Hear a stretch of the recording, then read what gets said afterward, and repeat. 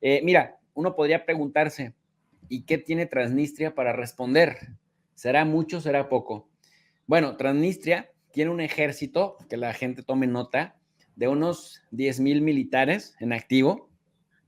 Y, o sea, imagínate, este enclave prorruso tiene 500,000 de habitantes, decíamos, ¿no? Por ejemplo, acá dicen algunas fuentes que en realidad 200,000 o 250,000, pero en el último censo se registraron 500,000.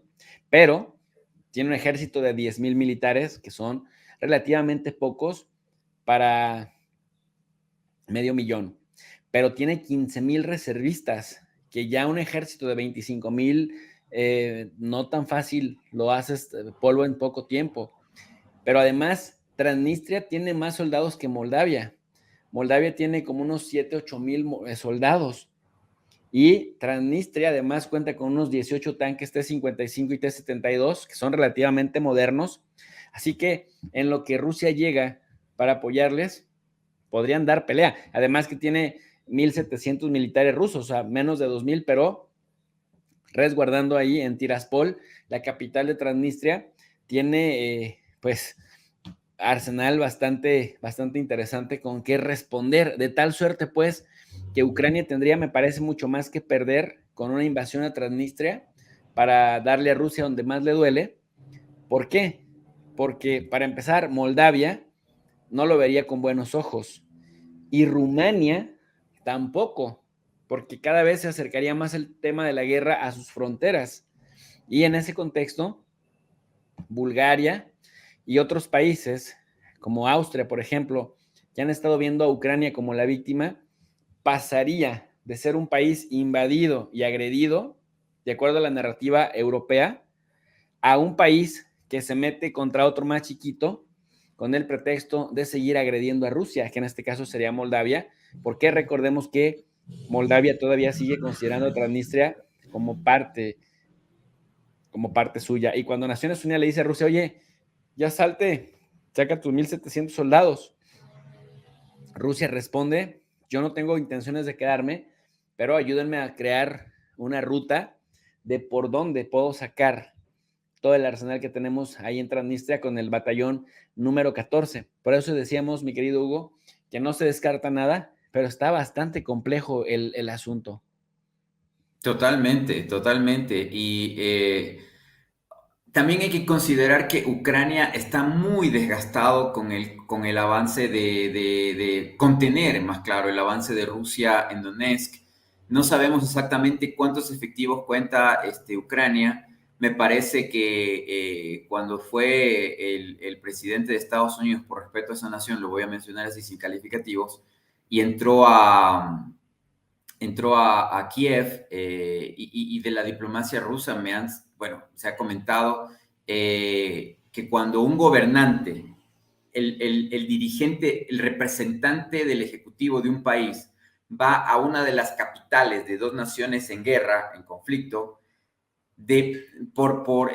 deja sentado su apoyo tácito a esa nación en la guerra. Entonces, ya lo han hecho todos los países europeos prácticamente, me parece, ¿no?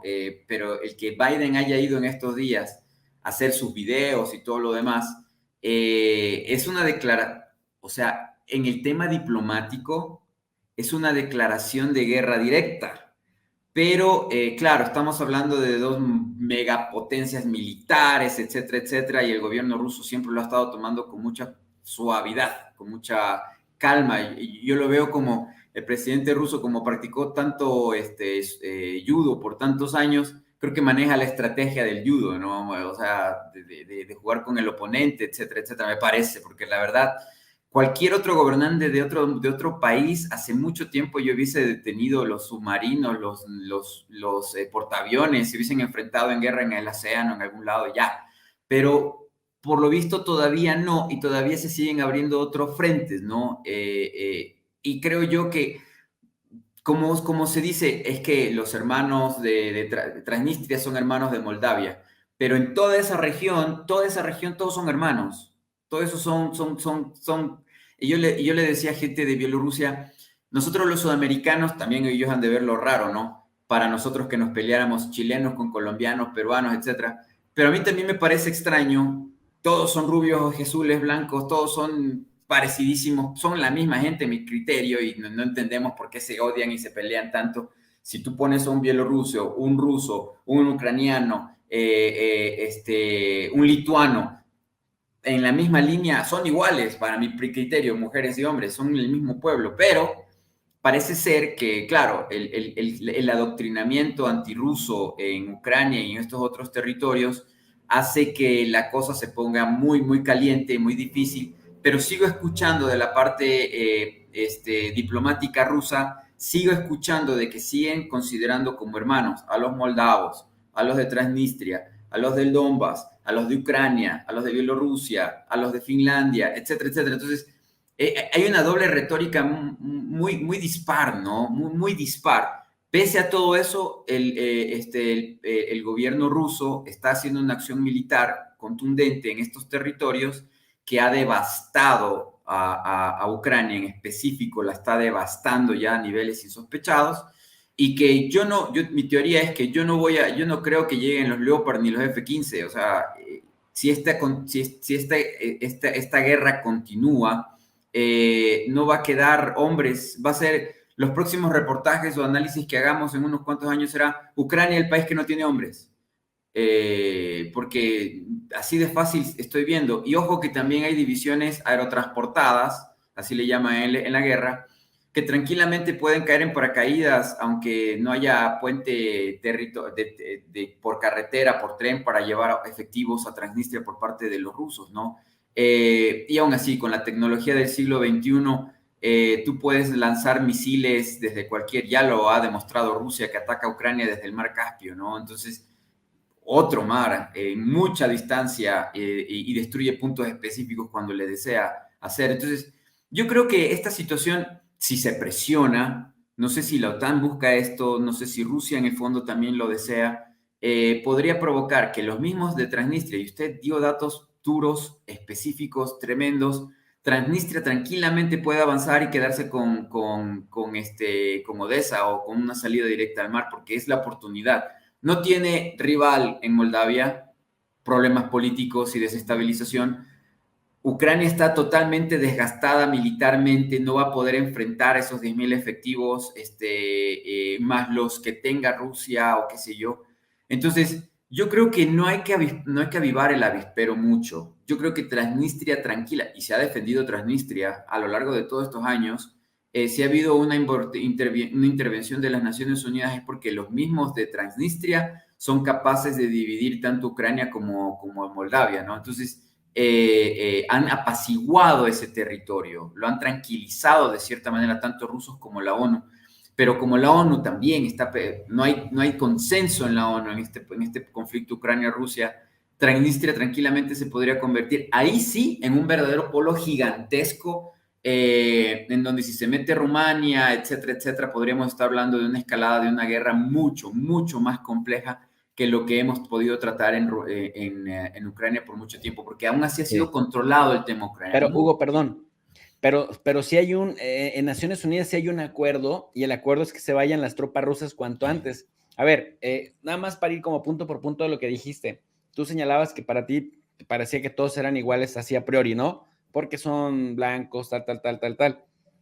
A mí me parece, yo no me arriesgaría tanto a hacer, digamos, esa generalización, porque hay microculturas, microgrupos étnicos que tienen incluso idiomas diferentes. Claro. Y el problema de esto ha sido que también las potencias occidentales y Rusia han dividido mucho a estos pueblos.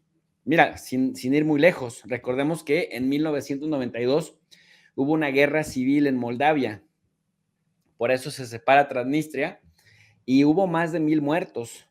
Duró 4 meses esta guerra civil en el 92, hubo más de 1,000 muertos. Por eso cuando cada ratito escuchábamos noticias que nos venían de esta zona, la desintegración de la Unión Soviética costó muchísimas vidas, como la ex Yugoslavia, también costó muchísimas vidas, muchísimo encono. En el caso de la ex Yugoslavia, entre serbios, croatas, eslovenos, albano-kosovares, ¿no? Macedonios, etcétera.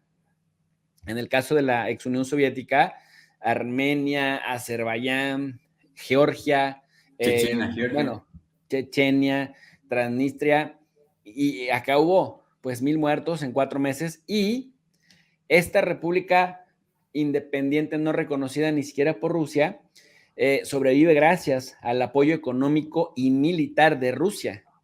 Rusia mantiene 1,500, entre 1,500 y 1,700 soldados desplegados permanentemente, y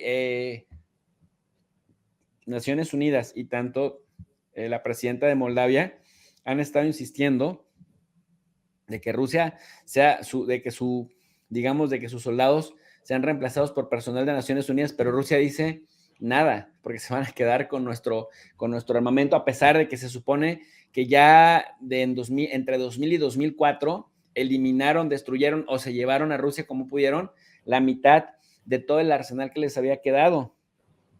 También cabe señalar que hay 40,000 toneladas de armamento y municiones todavía, entre los que figuran obuses, minas que se han almacenado en una localidad que se llama Covasna.